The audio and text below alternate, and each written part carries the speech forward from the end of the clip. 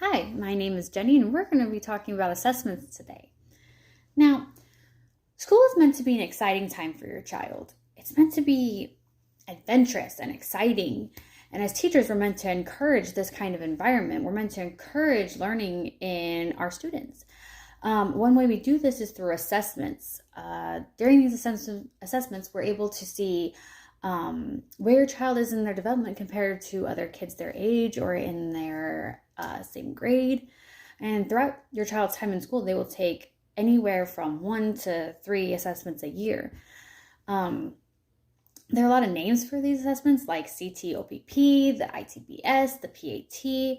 And as a parent, you're sitting there and you're like, I don't know what these mean and what are they looking for with these assessments? And they can be all very confusing and hard to understand.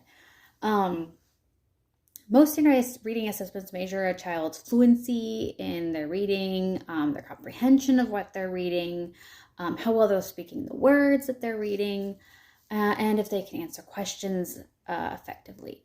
Writing assessments allow teachers to see if your child can physically write clear ideas, if they can relay the information that they're thinking in their head and they can put it onto paper, they can put it onto a computer.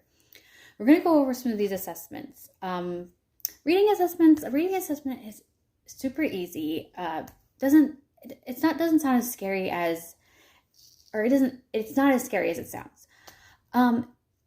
It can be really simple. It's done at a very early age for children, and it can be as easy as giving a child a letter or a list of letters, and then they have to tell you what the letter name is.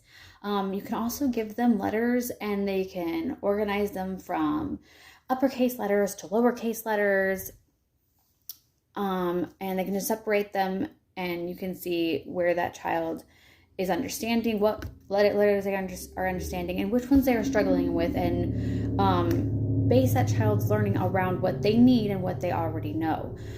A writing assessment is just as easy. It's based, a lot of them are based on a 6+1 trait rating.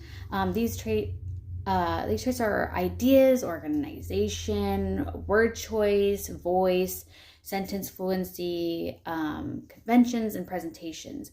Writing assessments can be conducted by simply having the teacher read over what your child is writing before your child officially says it's finished.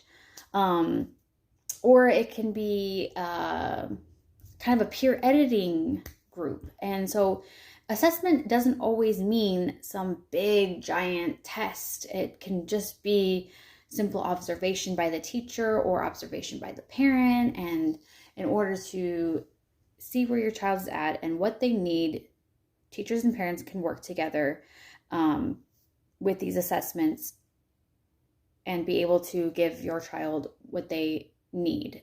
So essentially, even though these assessments, they are really simple and they don't have to be some huge test, they don't have to be some big elaborate project or anything like that, but they are very important for your child's development, and they are very important for the continuance of your child's development and their development and learning. And that's all I have for you today, and I hope you got a lot of information, and I hope you understand why these are important and how us teachers perform these assessments. And you can always go and look up most of our resources on how these assessments go and what they're looking for, and kind of more information on how you can do assessments at home and what kind of things you need to be looking for. So thank you.